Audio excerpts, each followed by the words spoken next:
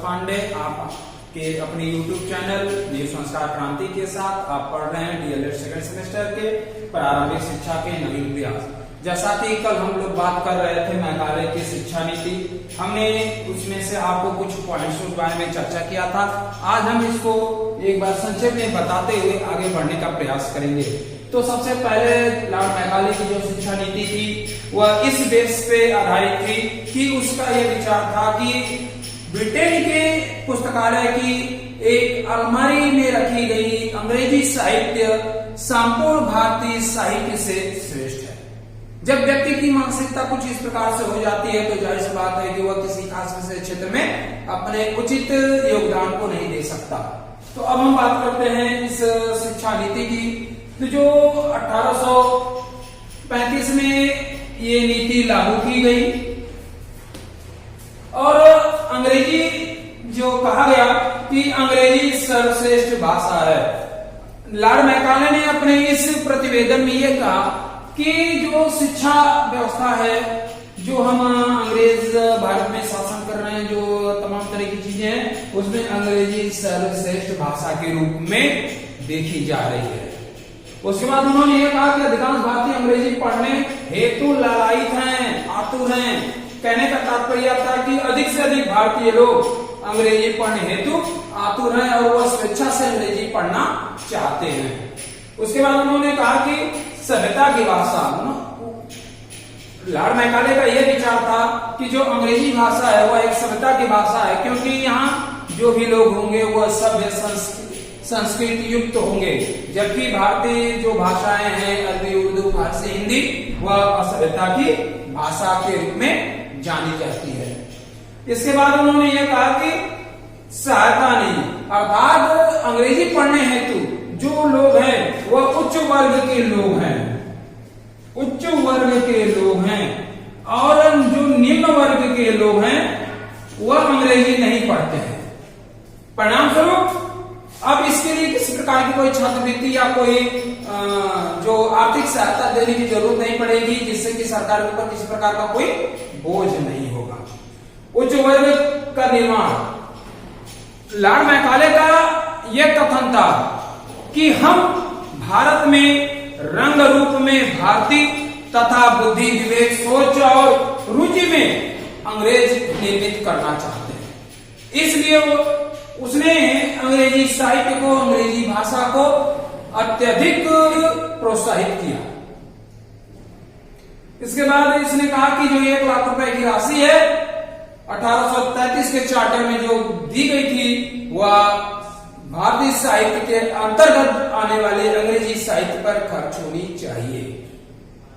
और इन सब बातों को देखते हुए ये इसने सबसे बड़ी बात जो कही वो ये कहा कि अंग्रेजी से हम उच्च वर्ग का निर्माण कर सकते हैं। हम निम्न वर्ग के जो दबे कुचले लोग हैं, जो गरीब तबके के लोग हैं, जो मजदूर लोग हैं, हम उनको अंग्रेजी नहीं पढ़ाएंगे। हम उच्च वर्ग के लोगों को, जो जमींदार हैं, जो ठेकेदार हैं, जो उच्च अधिकारी हैं, जो अंग्रेज अधिकारी हैं, उनके हम बच्चों को अंग्रेजी पढ़ाएंगे। इसके बाद उसने कहा कि अब वहां से यह फिल्ट्रेशन होते हुए, छानते हुए निम्न वर्ग के लोगों की तरफ जाएगी, जिससे अंग्रेजी सरकार के ऊपर जो खर्च है कम से कम पड़ेगा। इसी नीति ने भारतीय शिक्षा में अधोगामी निस्यंदन सिद्धांत को जन्म दिया। निस्यंदन सिद्धांत को जन्म दिया। चलिए देखते हैं निस्यंदन सिद्धांत। निस्यंदन सिद्धांत अंग्रेजी शब्द फिल्ट्रेशन का हिंदी रूपांतरण है। फिल्ट्रेशन का अर्थ होता है छानना, अर्थात हम उच्च वर्ग के लोगों को अगर हम शिक्षित करेंगे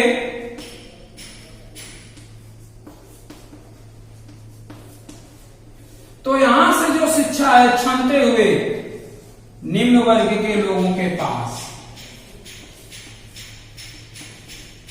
पहुंचेगी, जिससे हमें जो खर्च करना होगा राशि, जो हमें मेहनत करना होगा, हमें जो प्रशासनिक व्यवस्थाओं का लागू करना होगा, वह सिर्फ उच्च वर्ग पे ही लागू करना होगा।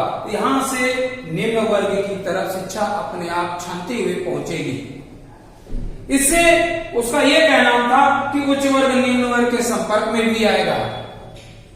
इसके साथ साथ उसका यह भी कहना था कि जो धन व्यय है उसकी बचत होगी। इसके साथ उसका यह भी कहना था कि समय की बचत होगी। इसके साथ यह भी कहना था कि लोग लालायित होंगे।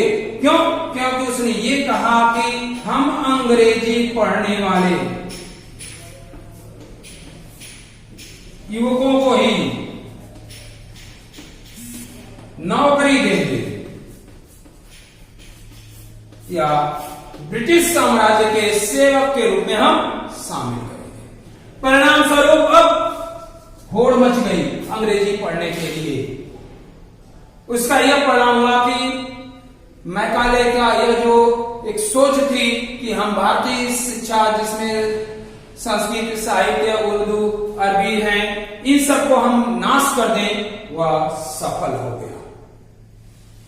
और इसलिए वर्तमान समय में जो हम शिक्षा पद्धति पढ़ते हैं, क्योंकि आप जानते हैं आधुनिक शिक्षा का जनक हम चार्ल्स ग्रांट को मानते हैं, लेकिन वर्तमान में जो हम शिक्षा पद्धति पढ़ रहे हैं, जो हमारा पाठ्यक्रम सिलेबस अकॉर्डिंग टू जो भी एग्जाम्स है, यह सब लॉर्ड मैकाले की देन है। हम लॉर्ड मैकाले के अनुसार बनी बनाई जो शिक्षा पद्धति का अध्ययन करते हैं। इसमें इस प्रकार से एक नया सिद्धांत, निस्यंदन सिद्धांत, जिसको अधोगामी निस्यंदन सिद्धांत या छनाई का सिद्धांत या छानना का सिद्धांत कहते हैं, क्योंकि इसके अंतर्गत उच्च वर्ग के लोगों को आप अध्ययन दीजिए, उनको अधिगमित कीजिए, निम्न वर्ग के लोग स्वतः अधिगमित होंगे। उसमें इसने एक प्रोत्साहन यह भी कहा कि जो लोग अत्यधिक अंग्रेजी साहित्य और पाश्चात्य संस्कृति सभ्यता का अध्ययन करेंगे, हम उनको सेवा का अवसर देंगे, उनको नौकरी, हम उनको सर्विस प्रदान करेंगे। परिणाम स्वरूप अब धीरे धीरे जो भारतीय संस्कृति सभ्यता और शिक्षा थी, जिसमें अरबी, उर्दू, फारसी, हिंदी था, सब अब पतन की तरफ अग्रसर होने लगा। और वह चूंकि पहले से ही उसमें बहुत सारी विडंबनाएं आ चुकी थी, परिणाम स्वरूप वह और अधिक पतनशील होने लगा। अब देखते हैं कि लॉर्ड मैकाले की शिक्षा नीति से क्या लाभ हुआ, क्या प्रभाव पड़ा। चलिए अब हम बात करते हैं लॉर्ड मैकाले के विवरण पत्र के क्या गुण था। तो सबसे पहले इस विवरण पत्र के जो गुण में हम शामिल करते हैं, वह पहला बिंदु इस बात का शामिल करते हैं विवाद का अंत। अर्थात जो प्राच्य और पाश्चात्य विवाद था, कुछ विद्वान जिसमें प्रिंसेप थे वो प्राच्यवादी थे, मैकाले जो पाश्चात्यवादी था, दोनों लोग अपने अपने भाषा, संस्कृति, सभ्यता की तरफ इस 1 लाख रुपए को खर्च करने का प्रयास रखते, जिसे जो शिक्षा समिति उस समय की वह 2 भागों में बढ़ चुकी थी, उसका अंत हो गया। क्यों? क्योंकि अपनी इस प्रतिवेदन में इसने ये कहा कि अधिकतर भारतीय जो है अंग्रेजी शिक्षा ग्रहण करने के लिए इच्छुक हैं। अंग्रेजी जो शिक्षा है जनसामान्य की भाषा है, अंग्रेजी से हम सब होते हैं। तमाम तरह के जो अभी हमने आपसे डिस्कस किया, उन प्रतिवेदन के आधार पे इसने इस विवाद का अंत कर दिया और अंग्रेजी शिक्षा की संप्रभुता और उसकी महत्ता को उसने स्थापित किया। इसके बाद इसने ये कहा, इसके प्रतिवेदन से ये भी हुआ कि जो अगर हम लोग जो भारतीय यहाँ पे रहने वाले लोग हैं अंग्रेजी शिक्षा ग्रहण करते हैं, तो इनका विदेशियों से संपर्क बढ़ता है। क्योंकि आप जानते हैं विदेशों में जो शिक्षा ग्रहण की जाती या जो दी जाती है वो अंग्रेजी शिक्षा है। परिणाम स्वरूप यहाँ के लोग भी अगर अंग्रेजी शिक्षा ग्रहण करेंगे तो ये विदेशियों से इनका संपर्क बढ़ेगा।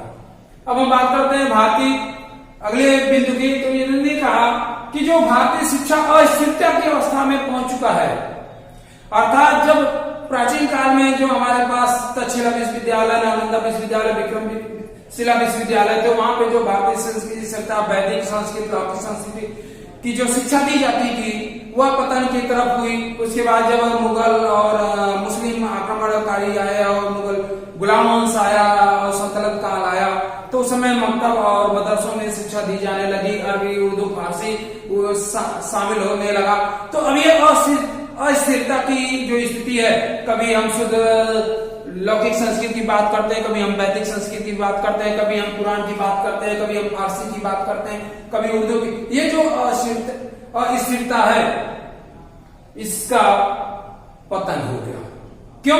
क्योंकि अब यह स्थितियां समाप्त हो गई और लोग अधिक से अधिक अंग्रेजी शिक्षा ग्रहण करने लगे। इस प्रकार से यह जो अस्थिति, असमंजस की स्थिति थी उसको समाप्त हो गई। इसके बाद इसने ये कहा कि जो पाश्चात्य शिक्षा है उसके लिए द्वार खुल गया।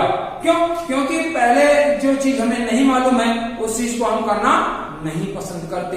अब हम अंग्रेजी अगर पढ़ लेंगे तो अंग्रेजी में कोई बुक्स, कोई चीजें हो तो हम उसको पढ़ना पसंद करेंगे। तो एक पाश्चात्य शिक्षा के लिए जो द्वार है वो खुल गया, अर्थात अब लोग विदेशों में जाके पढ़ना प्रारंभ कर दिए। उसके बाद राजनीतिक चेतना का विकास हुआ। जब लॉर्ड मैकाले ने अंग्रेजी शिक्षा चाहे भारतीयों की इच्छा से या अनिच्छा से भारतीयों के ऊपर थोप दिया तो भारतीयों के अंदर एक राजनीतिक चेतना का विकास हुआ और वो लोग विद्रोह की भावना से अग्रसित होते लगे और धीरे धीरे राष्ट्र को विद्रोह करने के क्रांति का श्री गणेश होने लगा।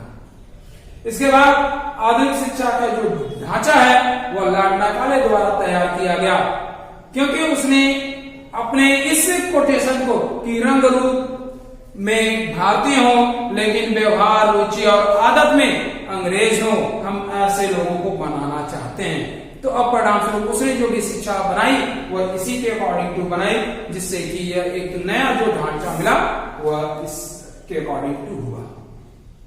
अब हम नेक्स्ट क्लास में विलियम एडम के शिक्षा नीति के संबंध में अध्ययन करेंगे। आज के लिए इतना ही।